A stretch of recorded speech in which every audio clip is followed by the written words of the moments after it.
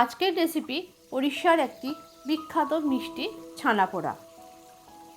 এই ছানাপোড়া মিষ্টিটি কিন্তু খেতে অত্যন্ত সুস্বাদু হয় এবং ঘরে থাকা কয়েকটা সামান্য উপকরণ দিয়েই কিন্তু এই মিষ্টিটা অত্যন্ত সহজেই বানিয়ে নেওয়া যায় এবং একবার সঠিক পদ্ধতিতে এই মিষ্টিটা বানিয়ে নিতে পারলে এই মিষ্টি কিন্তু অত্যন্ত সুস্বাদু হয় খেতে।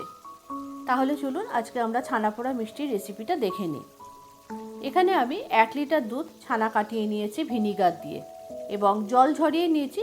খুব বেশি জল ঝরাইনি, অল্প জল ভাব থাকতে থাকতে ছানাটাকে একটা সার্ভিং বোলের মধ্যে নিয়ে নিয়েছি।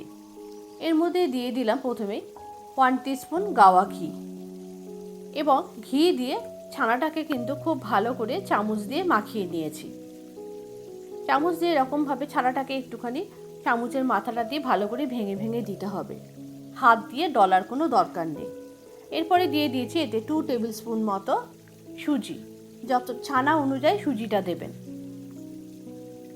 আর দিয়ে দিয়েছি আমি এখানে স্বাদ অনুযায়ী চিনি। আমি এখানে চিনিটাকে কিন্তু একটু মিক্সিতে ডাস্ট করে নিয়েছিলাম।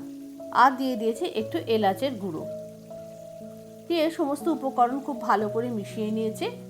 এরপরে আমি এর মধ্যে দিয়ে দিয়েছি 4 টেবিল স্পুন গুঁড়ো দুধ। এতে কিন্তু লিকুইড দুধ দেওয়া যাবে না, লিকুইড দুধ দিলে কিন্তু এই ছানাটা খুব বেশি লুজ হয়ে যাবে।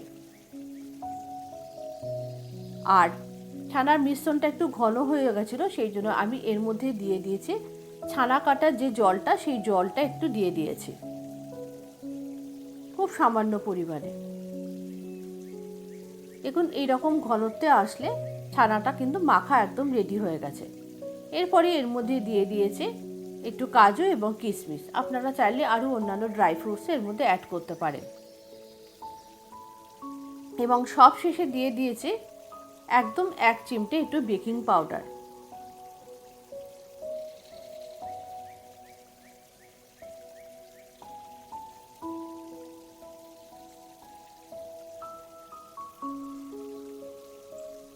এই মিশ্রণটা একেবারেই রেডি হয়ে গেছে।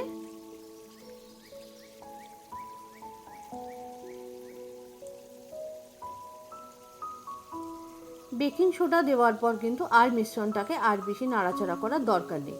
এরপরে আমি একটা কেকের মোল্ড নিয়ে নিয়েছি। এই কেক মোল্ডটাকে কিন্তু আমি একটু খুব ভালো করে অয়েল ব্রাশ করে নিয়েছি।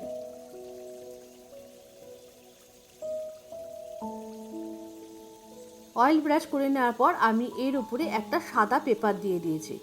এটা একটা নর্মাল সাদা পেপার ঘরে থাকা, আপনারা চাইলে কিন্তু বাটার পেপারও ইউজ করতে পারেন।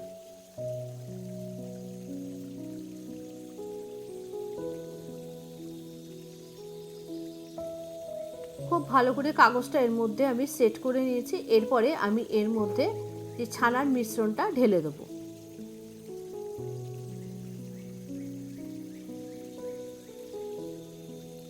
এবার একটু চামচ দিয়ে উপর থেকে প্লেন করে দেবো এবং একটু ড্যাব ড্যাব করে নিয়ে সমস্ত মিশ্রণটাকে একটু লেবেল করে নেব। এদিকে আমি একটা কড়াই বসিয়ে দিয়েছি গ্যাসের উপর এবং কড়াইটা খুব ভালো করে গরম হয়ে গেলে এর উপরে আমি একটা স্ট্যান্ড দিয়ে দিয়েছি এবং তার উপরে এই কেক মোল্ডটা দিয়ে দিয়েছি। দিয়ে একটা প্লেট দিয়ে চাপা দিয়ে এর উপরে কড়ার ঢাকনাটা দিয়ে দিয়েছি এবং এইভাবে আমি এই ছানা পোড়াটাকে আমি প্রায় 30 মিনিট মতো রান্না করে নিয়েছি। মাঝে একবার আমি খুলে দেখে নিয়েছিলাম। এরপরে আমি ছানা পোড়াটাকে ডিমোল্ড করে একটা প্লেটের উপরে সার্ভ করে নিয়েছি এবং ছোট ছোট টুকরো করে কেটে নিয়েছি।